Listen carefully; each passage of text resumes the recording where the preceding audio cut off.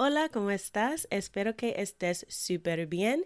This is Tamara Marie, host of the Learn Spanish con Salsa podcast. Now, before we jump into this episode, I wanted to let you know about a special opportunity that you're definitely going to want to take advantage of, especially if your goal is to become fluent in Spanish.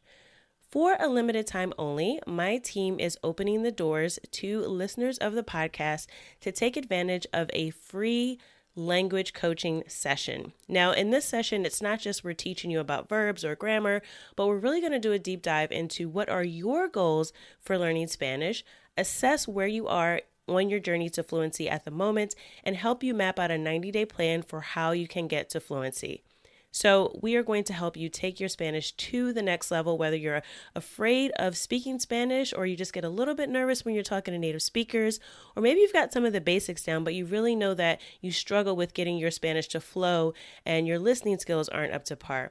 Whatever it is, even if it is a specific grammar issue, we will help you map out how to tackle that. And normally these sessions do cost, so we are offering a few slots for free. There are limited spaces available and they'll only be open up through the end of the month. So make sure you sign up. Go to SpanishConSalsa.com/coach. That's SpanishConSalsa.com/coach to book your free language coaching session where we will help you map out a 90-day plan to get to Spanish fluency. Okay, let's get started with the episode.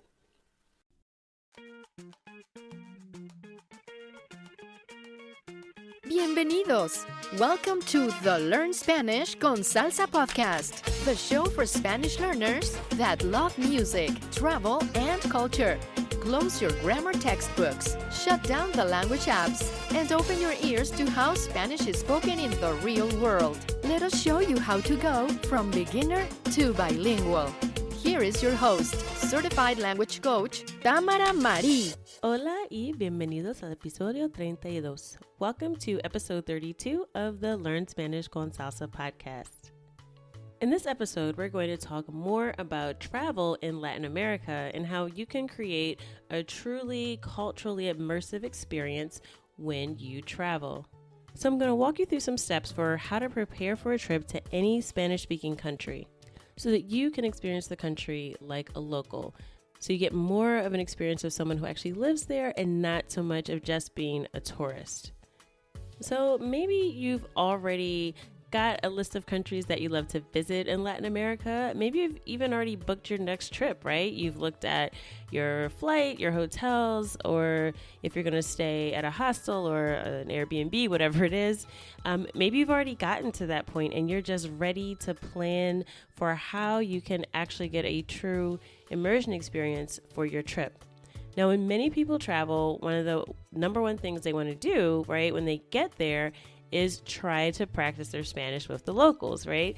And sometimes it can be intimidating, but also when you travel, I think, at least I found for me, that usually when I'm on the road or when I'm sort of on a travel adventure, that I tend to be a little bit more outgoing and talking to people, just because when you travel, I think it can change things a little bit for you. So if you're in that mindset and you're already ready, you're thinking about your next trip, I'm going to walk through some steps that will really help you take advantage of this opportunity of travel, not to just do what a typical tourist does, right? Not to just go and to TripAdvisor and find like the best attractions or the best restaurants or some maybe off the beaten path activities to do, but really still stay with English speakers and groups of tourists and hotels that cater to English speakers. We're going to talk about how to break out of that typical travel or vacation experience and really get you entrenched into the culture so that you can really take advantage of an opportunity to connect with people and to practice and improve your Spanish. Now, you could just go to an all-inclusive resort, right, and be waited on hand and foot and do that for a week or two. But I don't know about you, but I found that when I've tried to take those types of trips, I get bored very quickly. There's only but so much sitting on the beach any one human being can do. I mean, I love taking breaks and I do love the beach, don't get me wrong, but I think there is really a lot of wasted opportunities when people travel and just sort of stick to the regular itinerary that's laid out for them, right? Or they just kind of do what, one of the travel websites or travel bloggers might say, and don't really take the opportunity to really grow, right? Not only grow your language skills, but also grow your confidence, especially if you travel alone. You find that there's a lot of things that you have inside you that you just don't have to use in your day-to-day life that really come out when you travel. You can meet new friends, expand your perspective, and really get exposed to different worldviews that might change the way that you see the world when you come home. So it's beyond just language, but we will talk about some ways in this episode for how you can maximize your exposure to Spanish when you travel in Latin America through those culturally enriching activities. Now, creating this type of experience is not just going to happen to you by chance, right? It takes intentionality and it takes a little bit of planning. But I think you'll find in the end, it's well worth the little bit of effort that you have to put forth prior to your trip in order to really get the most out of the time that you have abroad. So my first suggestion to do before you even get onto the plane is about 4 to 6 weeks before your trip to start keeping track of the local news of the city or country that you're going to visit. Okay, so once you get there, you're going to want to interact with the locals, right? But you're going to need something to talk about. And it's nice to have sort of those basic conversations like, where are you from? Why are you traveling here? Tell me about the best restaurants in the area, right? That's nice.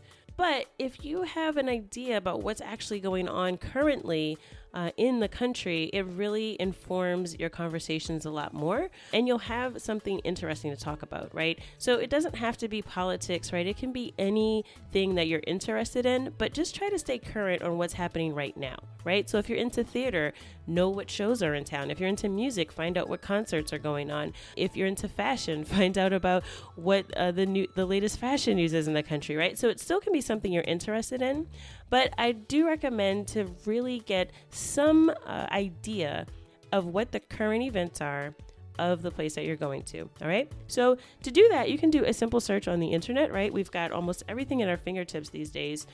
So you can search for noticias, which is news, right? In Spanish, which is Noticias, and the name of the city that you're going to. So you get really, really local news instead of just national news. You can also do it by country as well if you want a broader perspective on what's happening there. And especially if you're going to be visiting more than one city, it'll give you sort of a broader view.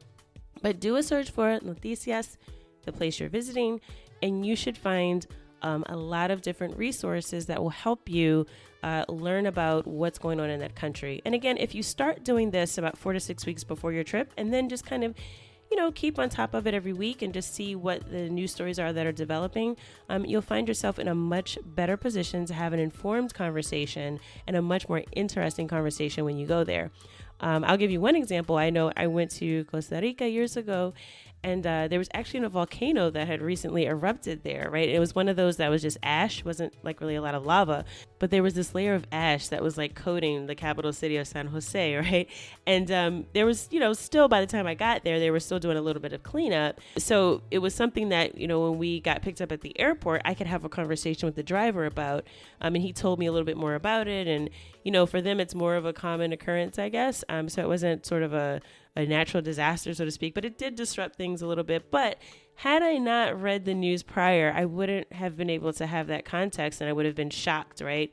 And maybe even a little scared, right? Because it's like, oh, I don't have volcanoes where I live, right? So just kind of having that perspective really helped when I got on the ground to really feel like I was more prepared to have that conversation and much more informed.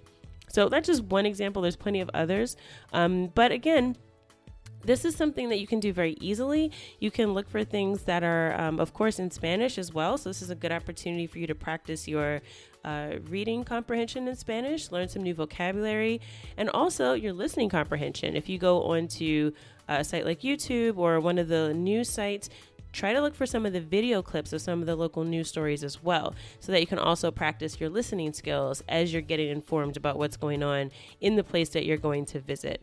I really do kind of recommend staying away from like your generic nightly news, because those things can be a little anxiety producing. I personally myself do not watch a lot of news, but I do try to stay informed about things that are important to me and things that matter to me. So try to keep it light if you can. Maybe look for the entertainment news, maybe just find out what the weather is, right? You would do that anyway, but look for it in Spanish.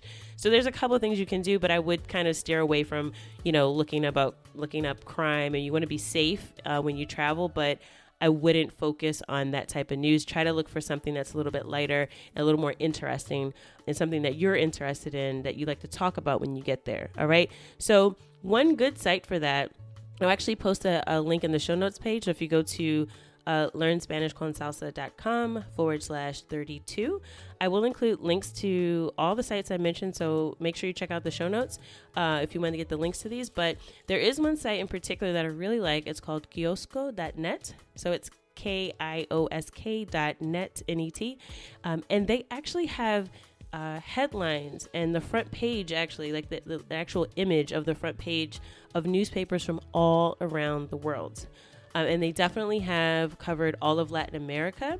So you can go to that section for Latin America. You can even if you don't want to read in depth what all the news stories are, you can see the front page of the newspapers and you can read those headlines and what's on the front page. And that's something you can skim to get a very general idea. And they update it daily. So if it's a daily paper, then it'll be updated daily. If it's a weekly paper, you'll be able to go and find the weekly paper and see the front page on there, and also a link to their separate websites if they have a website, so that you can also read the full story. But I really love Kiosco because they have local news, so they'll cover a country, but then they'll break it down into, like, you might find a business or economics newspaper, you might find like their local pop culture, more gossipy paper. So they've got a little bit of everything on there. So I definitely like kiosco.net for that. So that's the first tip. Get up to date with the local news and jot down a couple of things if you need to help jog your memory when you get there, so you can really have something in your back pocket that will spark a good conversation. Now, tip number 2 is to learn some of the regional dialect of the place that you're going to visit. Just a quick warning for you, right? So depending on where and how you've learned Spanish, or you're learning Spanish speakers that you encounter in the real world have never read your Spanish textbook or course material, right? Newsflash.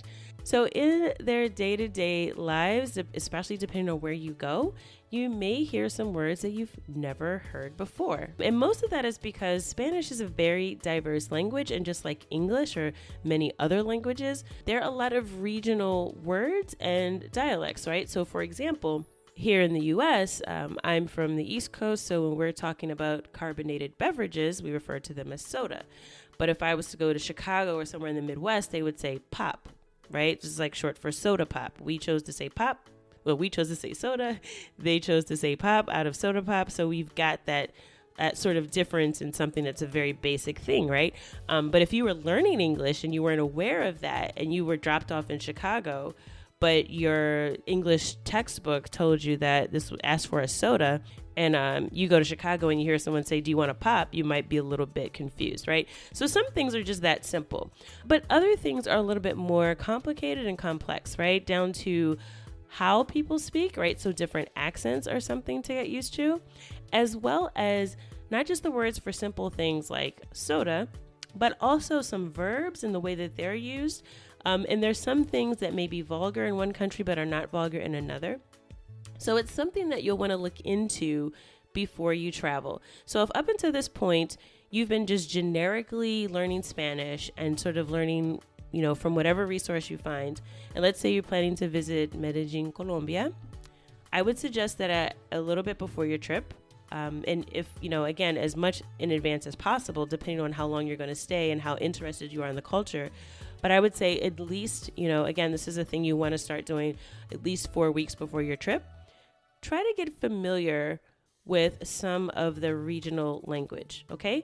Because you don't want to be in a situation where you're 100% unprepared. Now, of course, part of traveling and the experience of meeting people and talking to people, you will learn some of those things as you're there in the country. But why not be prepared instead of confused, right? So I always say, if you can find a good resource that explains the particular dialect of that country, definitely look into that, okay? Because that'll make you feel a lot more prepared and a lot more comfortable when you're having conversations in Spanish when you get there. So there's a couple different ways you can do this. As I mentioned earlier, if you're looking for local news sources, another thing that you can do is look for different websites that are geared towards or actually produced in the country that you're visiting. So let's say I'm interested in, I guess I'll pick a random topic. No, I won't pick a random topic. This is Learn Spanish con Salsa. So let's say I'm interested in music, okay? And I'm about to plan a trip to Buenos Aires. But right now, the music that I listen to is mainly salsa because I love the music and the dance and all that, right? But I'm going to Argentina. Now, I might want to maybe switch gears a little bit and start listening to tango, or maybe there's some rock bands from Argentina or different genres of music that are specific to Argentina that I don't know about yet. That might be a good way to get in touch with the culture, and also you will learn some of that regional slang in the music, because often, obviously, the artists that are from those places are going to, one, speak with a particular vocabulary and also with an accent that will help you get familiar with the way people from that country speak. So that's just one example. You can look for music from the country. You can look for, TV series. You can actually also, it's really a cool site called TuneIn. You can go to and listen to radio stations that are broadcasting from those countries. So that's also another great way to get the news, like we talked about in step 1. But you can kind of tune into their feed that they're broadcasting on the internet. And you can begin to listen to especially like the morning shows where they're more conversational and people are often having these topical discussions about, the news of the day. And it's a little bit less intimidating than reading a full article. But you'll hear the accent. So you kind of get used to hearing that. You hear it in regular conversation. And you'll also get abreast of what's going on in the country, as well as learn some of the slang possibly from hearing that. So that's another good way to sort of get yourself used to what are the regionalisms, or what are the specific types of vocabulary or differences in Spanish in this region from what I'm used to. So it's really good to get laser focused on just that one region when you prepare for your trip. So like, for instance, for me, when I was taking a trip one time to the Dominican Republic, I already love bachata music, but it's like, okay, I'm just going to listen to bachata. I'm going to listen to the radio stations that are broadcasting from Santo Domingo so I can kind of get an idea of what's happening in the island.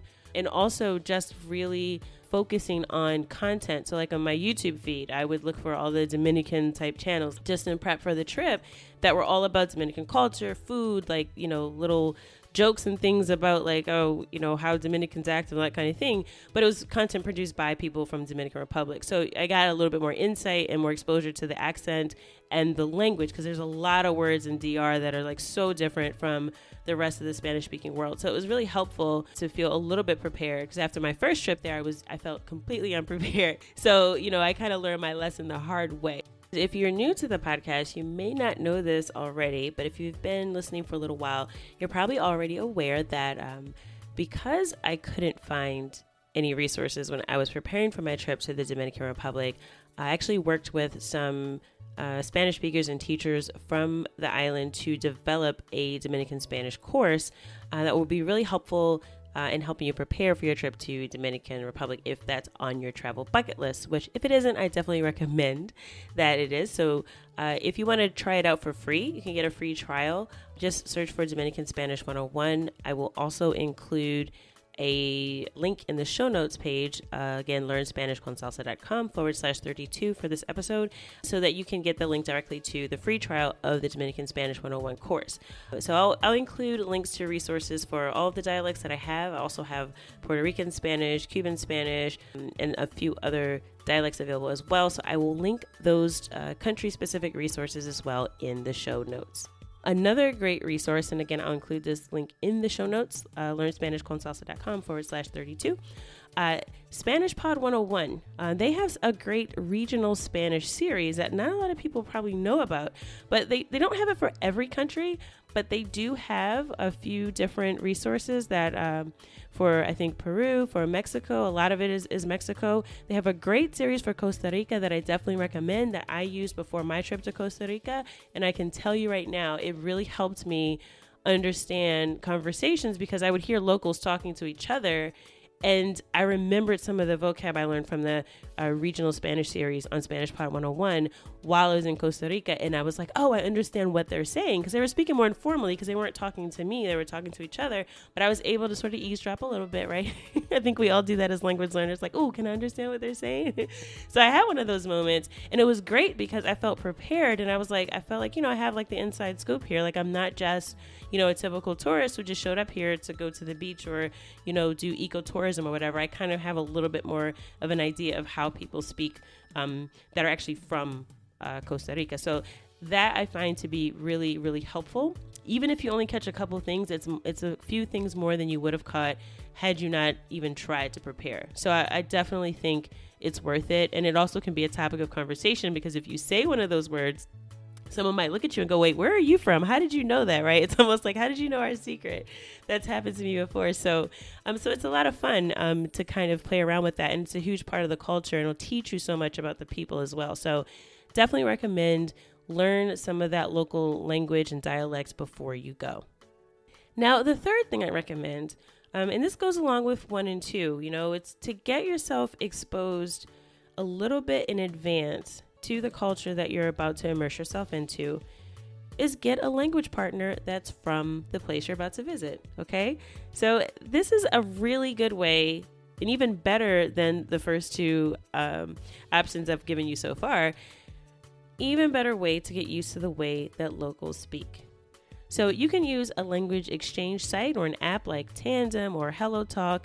And again, I'll put these links as well in the show notes page, so you have some options for language exchanges. Or you can even use social media to connect with a native Spanish speaker that's either from the area you're about to visit, or they're actually currently living there. Now, depending on where you're going, it may be easier or more difficult to get in contact with people who currently live there. I know Cuba can be a challenge because of the internet and sort of how it's just not as great. They don't have great Wi-Fi there, so it may be harder to have a voice conversation or a video chat with someone from Cuba. But in a lot of places, you'll find that there are some people, at least, that are available in language exchange that you can talk to. And, you can ask them, hey, where do you live? Tell me about your neighborhood. Tell me about, like, what do you guys eat there? Like, what's the best place to go get, like, some food? Like, where do people in your family, where do your friends go, instead of just like the tourist places, right? Like, that's a great way to get some insight before the trip. If you don't already have friends there, you don't know people who live there already, go on a language exchange app and ask some of those questions. They can also help you practice speaking. They can explain some of those regionalisms. So like, let's say you were listening to the news, like I mentioned in the first step, and you hear a couple of things and you have questions about it, right? And you're like, wait, what's really going on here? Give me the background on the story. And you can tell your language exchange partner, like, hey, like I read yesterday that there was, a protest in this city. Like, what's that about? Like, should I be worried about it or whatever it is, right? But it's a great way to practice and test out some of your conversation as well before you get there. So I think finding a language exchange partner from the place you're going to visit, definitely from that country, even better if it's from the city or region you're going to, is a great idea if you don't already have some folks to talk to. And again, if you go to the show notes page, I'll give you some links to some places where you can find some conversation partners if you don't already have some in the country that you're about to visit. It also helps when you get there, if it's someone that you've been talking to for a while. And again, you can do this up to a month or so before your trip, even up to like a few weeks before, if you just want to get some information. But if it's someone that has been your exchange partner for a few months, it might even be someone that you can meet up with when you get there if you feel comfortable. It's a great way to make new friends. And especially if you're traveling to that place, you'll have an opportunity to meet them in person and have an in-person language exchange.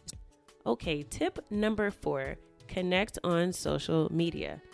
Now, guidebooks are great if you want to be a tourist, but advice from real people is what you need to experience your destination like a local. So you can use social media to connect with people who are already in your destination, whether it's an expat community or another local group, something on maybe Meetup. In some countries, they have that as well.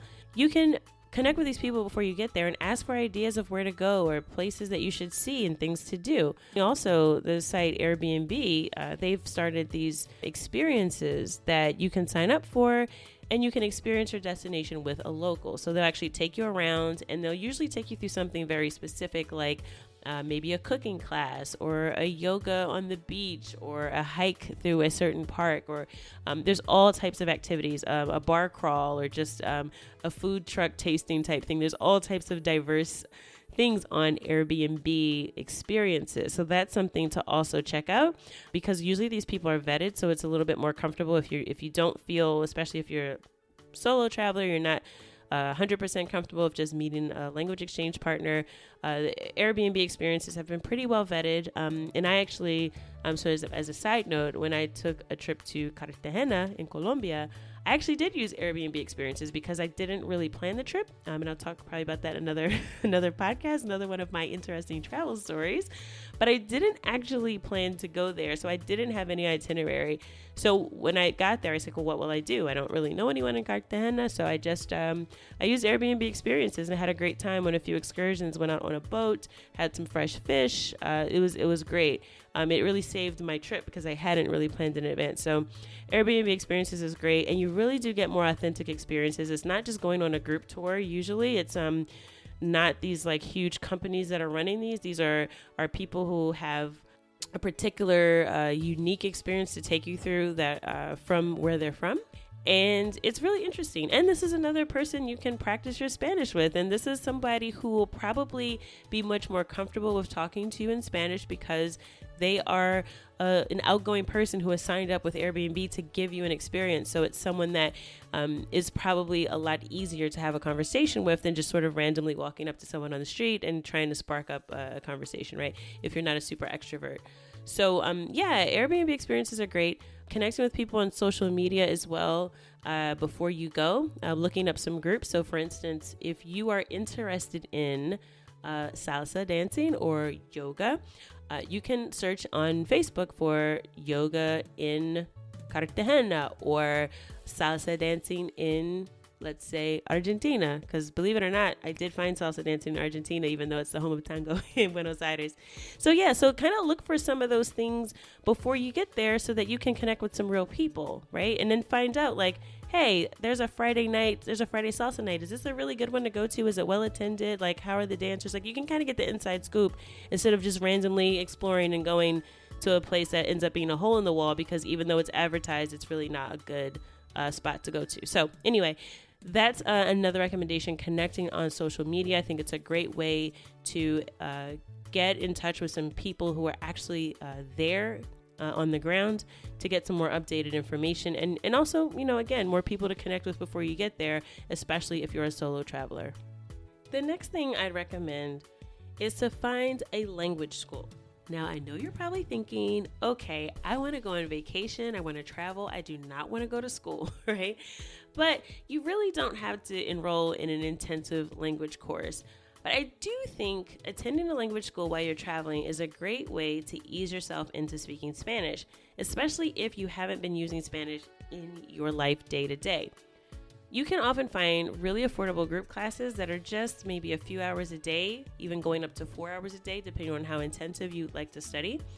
Group classes are a great way to meet other travelers and also get the inside scoop on some of the best places to visit.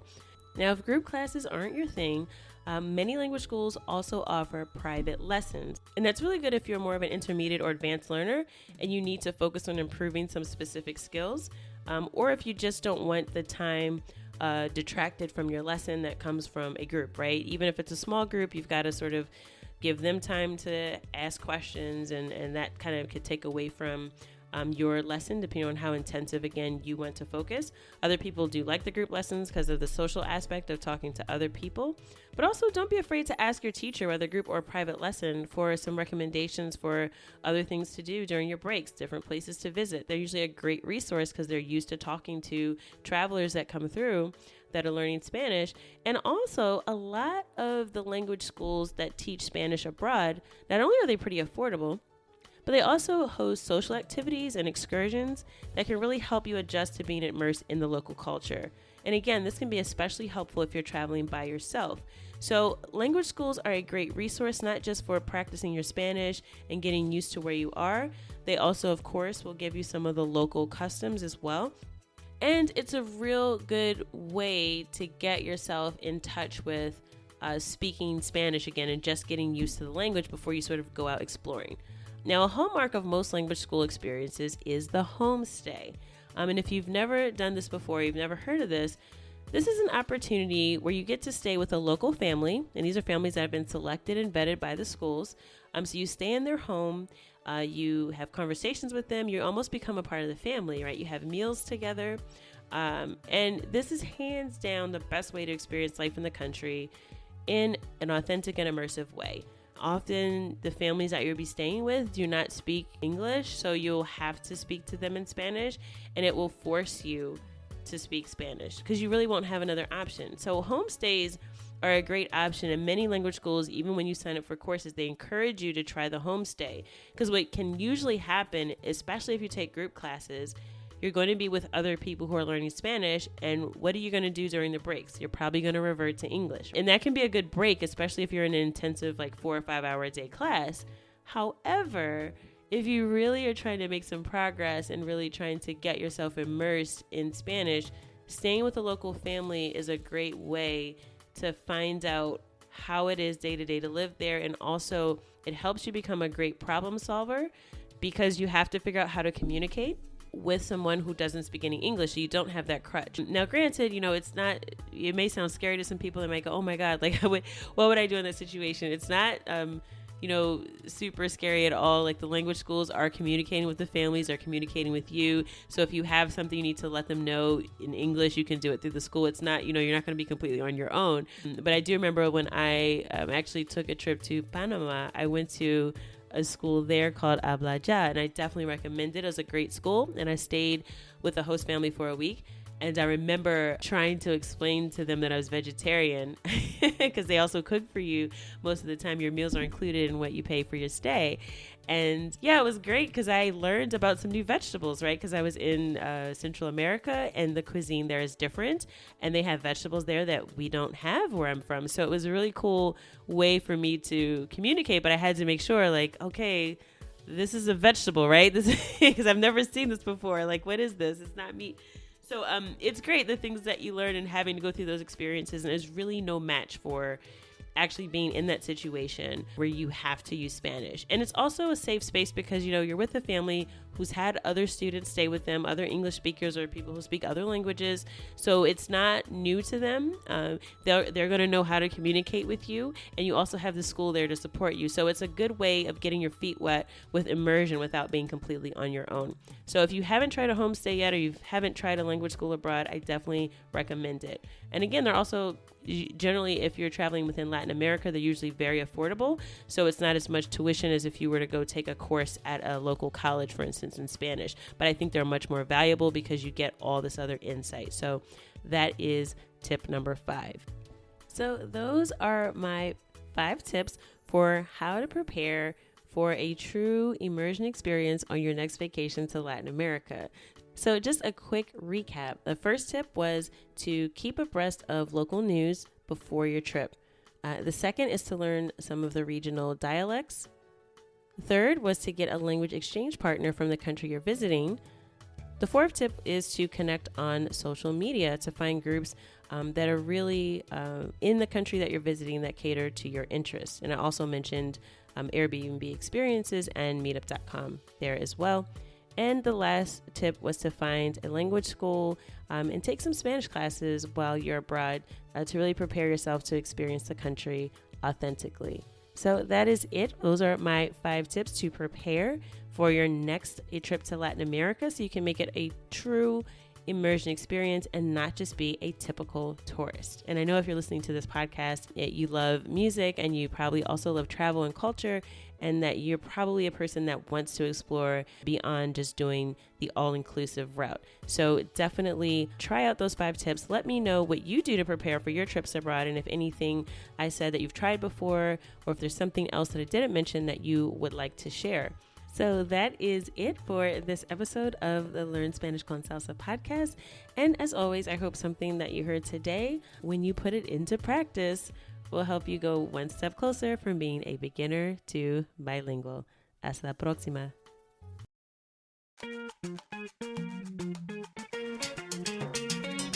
Thank you for listening to the Learn Spanish con Salsa podcast at learnspanishconsalsa.com.